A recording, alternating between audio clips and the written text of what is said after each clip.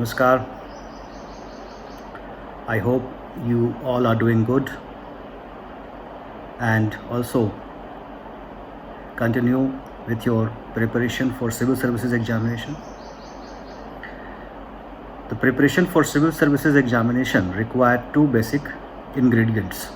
The first is continuity or consistency, continue hard work, and definitely the second thing is hard work with right strategy.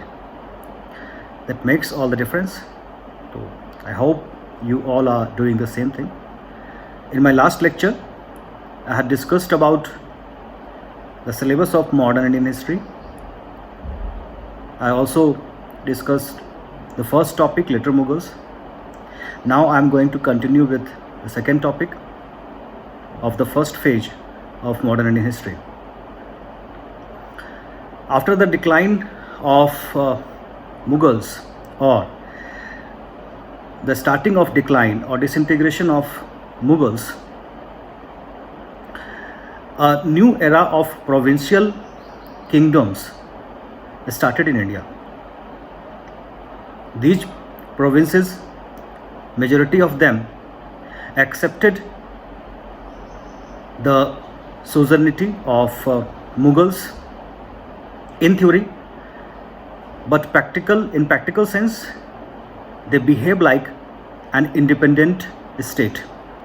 Like they appointed their successors without the permission of Mughals, make new rules, laws which suits them. And the example is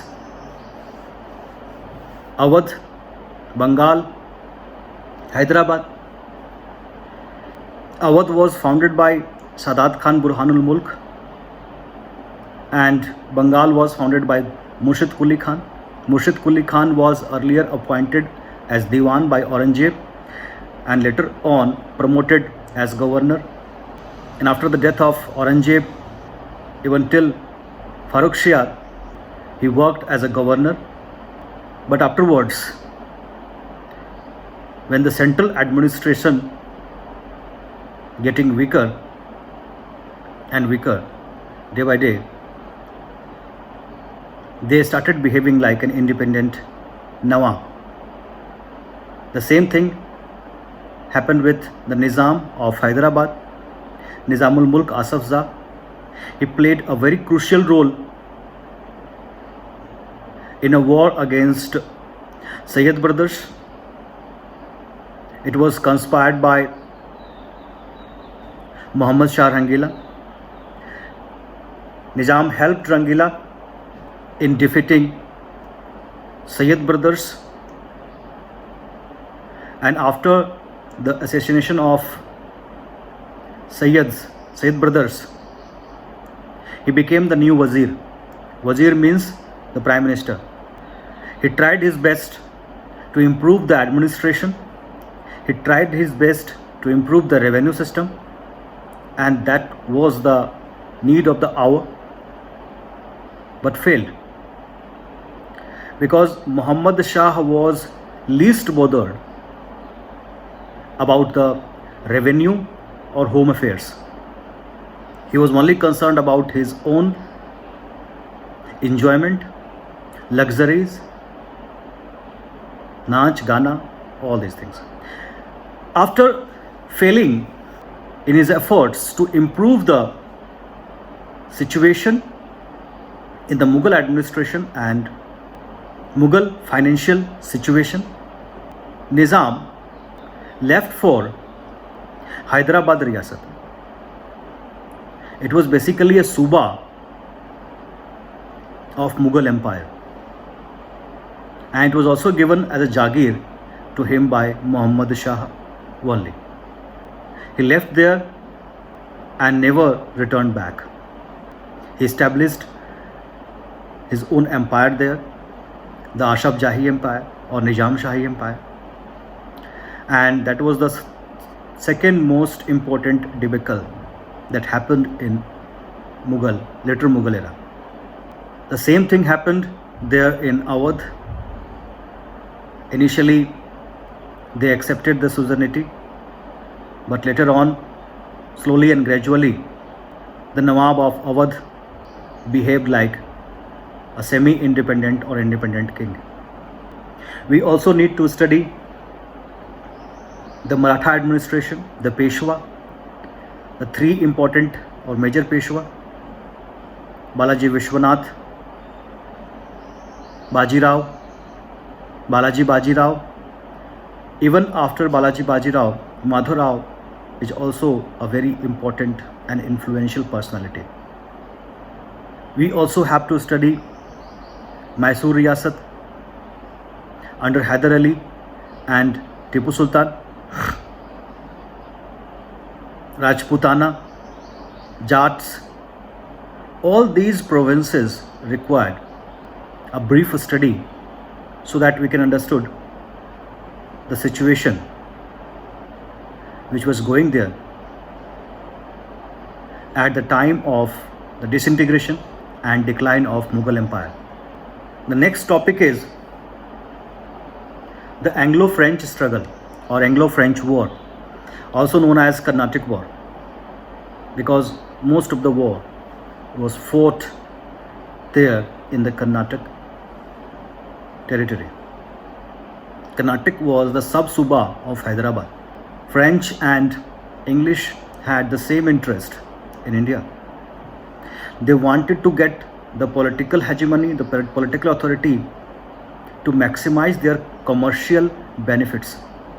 It was basically not started by any company in India, but the initial reasons for the war was not Indian, it was international.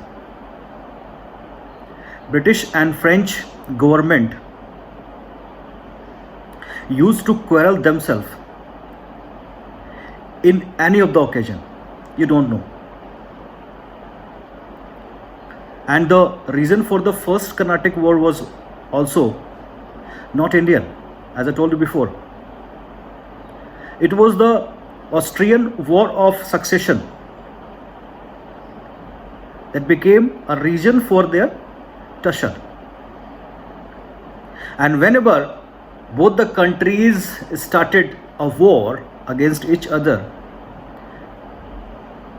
their establishments in overseas also started doing the same thing. Meaning by, if French and British government had a war, the French and British companies will do the same thing in all the areas where they were settled, like in America, Africa, Asia, and especially in India too. And when they started war against each other in Carnatic, and especially when it was not approved by the Nawab Anwaruddin, then it was a matter of the suzerainty of Nawab. He told them to stop the war. Britishers agreed, but not the French. And a war also took place between French and Nawab. A large army of Nawab was defeated in the Battle of Saint Thome by a very small army of French East India Company. It was not only a war, it was an indication that without the modern technique, modern weapons, Indian army or the army of provincial powers could not defeat the European forces. It cleared the air. It had given the impression, it had given a clear-cut indication that the future is not going to be bright for the Indian forces, and especially if your enemy is well educated, well trained army general. Dupleix understood the situation very well, and his ambition to get the political authority in India increased a lot. The second war was the result of that ambition only. When he tried to indulge in the war of succession in Hyderabad and Karnataka. Britishers also understood the situation, and they also know that if they allow the French to take the advantage of the war of succession of Indian princes,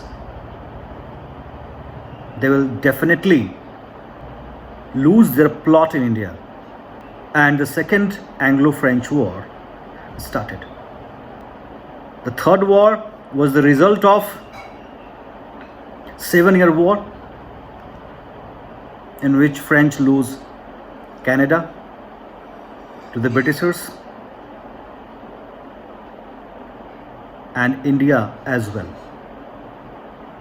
And to take revenge for their losses, they supported the American Revolution or the American War of Independence. We need a detailed discussion on this as well. That was the end of the journey of political ambitious Dupleix and the French East India Company. And Britishers became the one and the only foreign power in India, and also a contender for the central authority. The next topic is the conquest of India by Britishers. It's very interesting. And how they conquested India, if you know all the details, you'll be surprised to know that how Indian princes avoided the historical analysis and how they became a puppet in the hands of British East India Company. It's a very interesting part. One thing I always told to my student, that if you want to learn the diplomacy, Britishers are the best teachers. Why? Because of 2-3 reasons. The first reason is definitely their far-sightedness. They can see the future. They don't know astrology, but they were the true leaders. They make their plan according to the futuristic scenario and according to the situation of present. They can analyze what is going to happen in future. Second, definitely is their balanced approach. They are very balanced and change their policy according to the situation. When they see that that enemy is more powerful, then they make peace treaties. They make friendly relations with them, and they only attack when they see that the enemy is not capable to handle their power. And third, their flexibility. The Britishers are the best teacher if you want to learn the diplomatic skill, which will require when you become officer. Their policy in Bengal, their war with Sirajuddaulah, Mir Jafar. They did not had a battle directly with Mir Jafar, but they had a war with Dutch company when Mir Jafar tried to get support from the Dutch. their war with Mir Qasim, and also their war with the joint army of Mir Qasim, Sujauddaulah, the Nawab of Awadh, and Shah Alam II. It proved that they only wage war when they are confident about their success. It is not an emotional decision, it is not a political decision, it is a decision to ensure their success. The next target afterwards, because now they are the master of North India, they had made a treaty with Shah Alam II, they had made a treaty with Sujauddaulah, the Nawab of Awadh, and defeated the Nawab of Bengal. The Bengal here is not Bengal, West Bengal of present India. The Bengal here is Bengal, Bihar, Odisha, Bangladesh, and Assam. Huge territory, one of the most richest territory in India in terms of trade, in terms of agriculture. You can well imagine the financial situation of Britishers. एक कहावत है, there is a saying, हिंग लगे ना factory रंग भी चोखा होए, and that exactly suits the British policy. They came to India with their silver and gold, but now they don't need to spend even a single penny. They are the indirect rulers of Bengal, because Diwani, a right to collect taxes, and Nizamat, law and administration, all in their hands. They can collect revenue and they can build their army, they can make their administrative structure and utilize them for their further conquest. What a situation, what an ideal situation. Now the target is south. Nizam of Hyderabad already surrendered. He don't want to mess with any bigger power. That's why he survived till independence. Now, there are two issues. The first issue is the petty states, छोटे मोटे states. क्या करें इनका? What to do with them? The solution is subsidiary alliance. They all were captured without any warfare, without any bloodshed. Subsidiary alliance. What exactly is subsidiary alliance? It is an alliance to make them their ally. An alliance for ally. The weaker powers. Tell them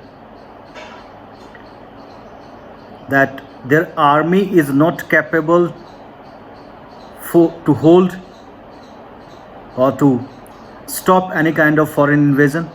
Their army is not capable to stop or to manage the internal revolt. Then the British officers came. British officer came and give them a piece of advice that, Your Highness, my army is there to help you in all the situation and circumstances. You don't need to have your army because it is worthless, it is expensive, and they're corrupt too. Just do one thing, dismantle your army, and we will keep our 1 or 2 regiment for the purpose. You will have a resident from the company side to manage the regiments because they are trained in a different way and they will not follow the instructions given by your officers. But you have to do one thing. You have to give them their salaries. Think about the situation. A king without his own army, and the army he is having is a rented one, given by someone else, and he has to give for all the expenses. There is a resident also to manage that army, to control the affairs of his court, so that he cannot make any alliance with any foreign state or nearby state. Now the king is completely free from any fear of foreign invasion as well as internal revolt. But the army he rented out is really expensive, so he need to increase the tax. The condition is already in a very bad position. Think about the situation. When he dismantled his own army, all the army personals, officials, court members are unemployed, and the situation will be anarchical. Now the revolt and the civil war is inevitable. It cannot be stopped. मतलब hotel में खाना कोई और खा रहा है and you have to give the bill every day. Think about the position. That was the subsidiary alliance. Doctrine of lapse for all these tiny states. And for big states like Maratha and Mysore, there is only one solution. Wage a war. Make an excuse. Make an alliance. Divide and rule. What a policy. Why they attacked Maratha? Why they attacked Maharashtra? It was not Maratha crown they were looking for. They were looking for the trade of cotton. Because cotton was earlier coming from America and they lose their own colony. Now they need a territory from where they can get the best quality cotton.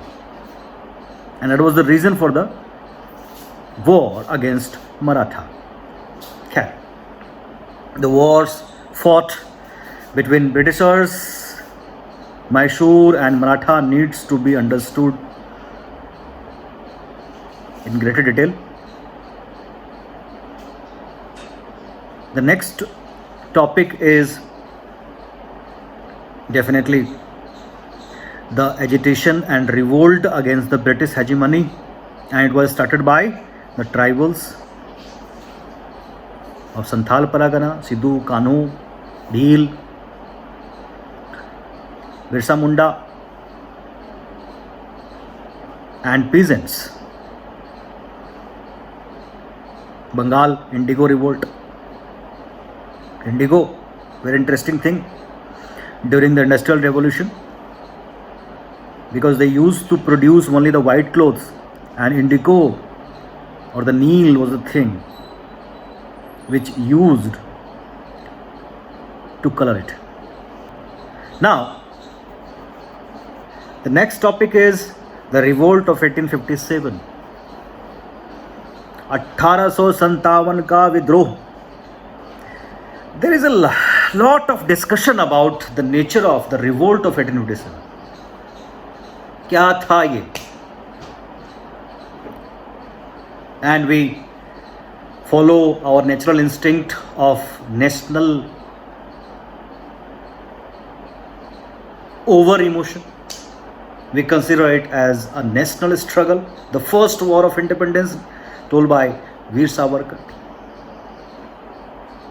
How can be the revolt of 1857 a national in nature? It is a part of our discussion, and is the most important questions you need to understand. The participants, like the first participant was the sepoy, or British Army, British Indian Army. They were not concerned about their Indian interest. The landlords, they were concerned about the various land revenue policies and their loss of lordship, the feudal lord. They were also not concerned about the national interest, and when they were offered the lordship or their landlordship again, they turned back. They surrendered. People like Nana Sahib, not because of its national interest, it may in the later phase, but not in the initial stage. He revolted because his pension was rejected. And why? Because many of the Indians were there in the revolt. That's why he also participated. Jhansi, do you think if Britishers were given the Rajpat again to the Queen and her son, civil revolt?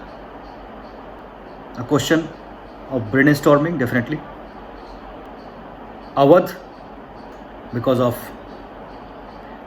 the last Nawab of Awadh, Wajid Ali Shah, was shifted to Calcutta and Awadh was acquired due to maladministration. The reason was not national, but the interest in later phase definitely can be called as national, because there was a national hatredness for the Britishers among the Indians. Okay, let me also discuss the very interesting part of 1857 revolt, that many people saying that it was because of the Royal Enfield rifle and cartridges that revolt started. Is it so? Then which rifle was actually used during the period of revolt? A question need to be understood. And what was the failure? What was the reason for the failure of 1857? According to me, the reason is definitely more ideological. Are the participants of the revolt are completely convinced about their success? And after the success, what would be the scenario? No, they are not convinced. If you are not convinced yourself, how can you give your 100%? Okay, we'll discuss in greater detail each and every topic, the reasons, the participants, the reason for defeat and all. And after the revolt of 1857, the next topic is socio-cultural reform movement. Socio-cultural reform movement. अंग्रेजी पढ़ के अंग्रेजों के खिलाफ ही जाना, ये उसके बाद में हुआ, पहले तो सुधार किया. In socio-cultural reform movement, the first topic is Bengal Renaissance, where we see Raja Ram Mohan Roy and his struggle against this Sati Pratha. Think about the situation. An elderly husband of a young lady died. He was a landlord. The lady was intoxicated. कुछ local नशा वशा दे देते थे. And she was forced to sit in the last rites and she was burned. Situation को समझने की कोशिश कीजिए. चारों तरफ से बड़े बड़े डंडे लेकर के लोग आपके चारों तरफ आपको उठने नहीं दे रहे. They not allowed to leave that situation. They want you to burn and die. The hypocrisy is always there in our society, in all the societies. It is really very difficult to oppose the culture and the tradition of the family. Think about the struggle of Raja Ram Mohan Roy. He has struggled for 18 years. 18 long years. Without the support of his family, without the support of majority of his friends. Father of modern India. He taught us how should we live. How should we live differently. The next personality is Ishwar Chandra Vidyasagar. Worked for the widow remarriage, female education, child education, female child education.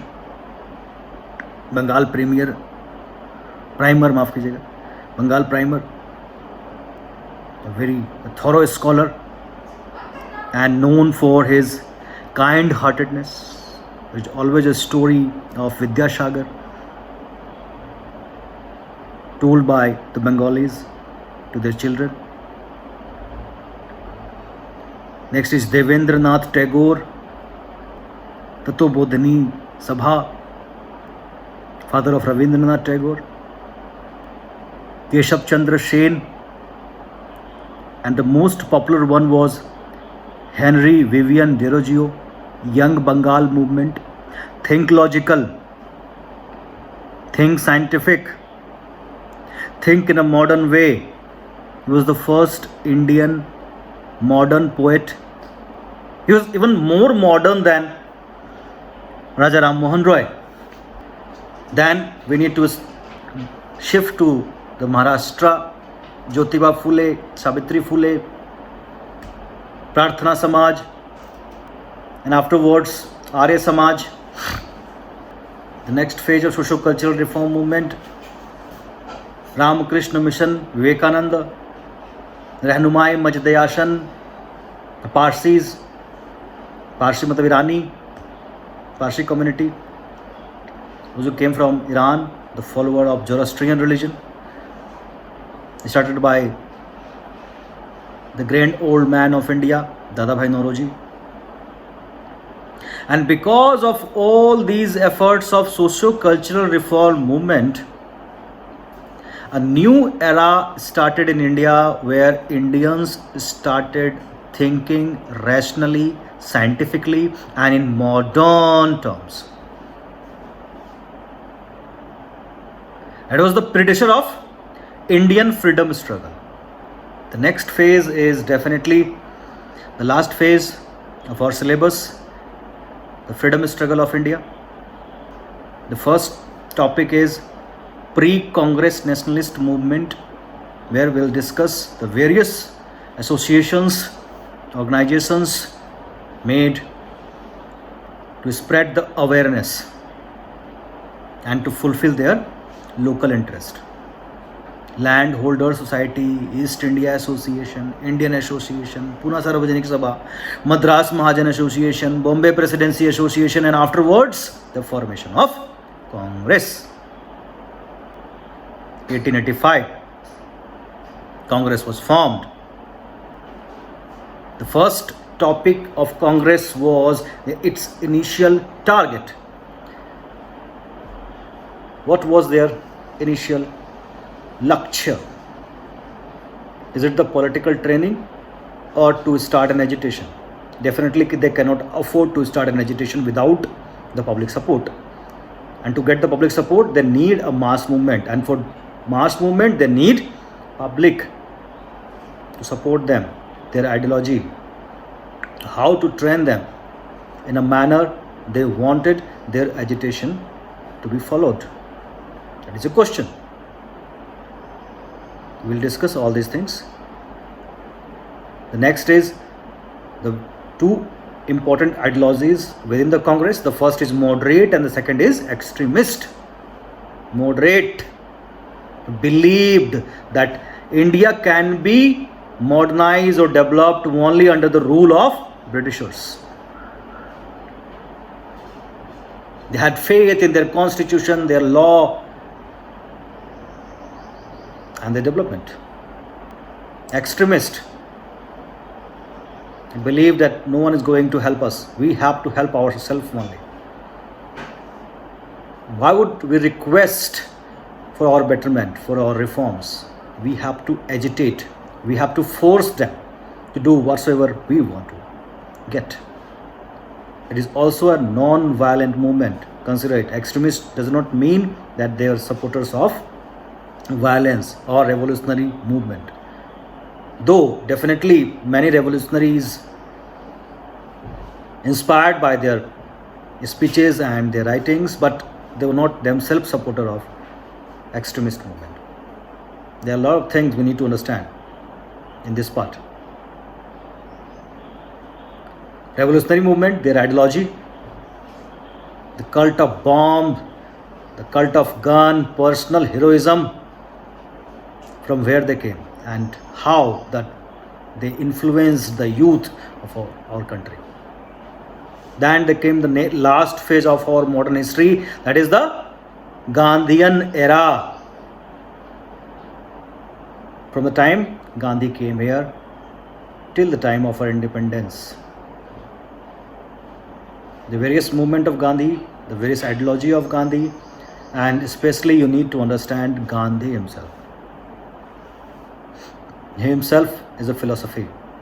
We need to understand Mahatma Gandhi, movements, failure and success of his movement, and actual success, actual target which he achieved. And because of that he was called as the Rashtrapita. ये एक शतरंज की game है, एक तरफ अंग्रेज, एक तरफ नेशनलिस्ट मूवमेंट के लोग in the leadership of Gandhi. Whosoever is going to win is a question. Whosoever is going to get the support of masses is going to win. You may think that why Britishers can get the support of masses. No, they are not going to get. But their associates may, like the landlords, the royal princes. They may get the support of masses. And how Mahatma Gandhi take the advantage of the situation to transfer the support of masses from the landlords, from the royal families to Congress and for himself is a matter needs to be understood. जिस तरीके से अंग्रेज हंसते हंसते सब ले गए, महात्मा गांधी ने भी सेम पॉलिसी एडॉप्ट की. In my next lecture, I'll start with the coming of Europeans.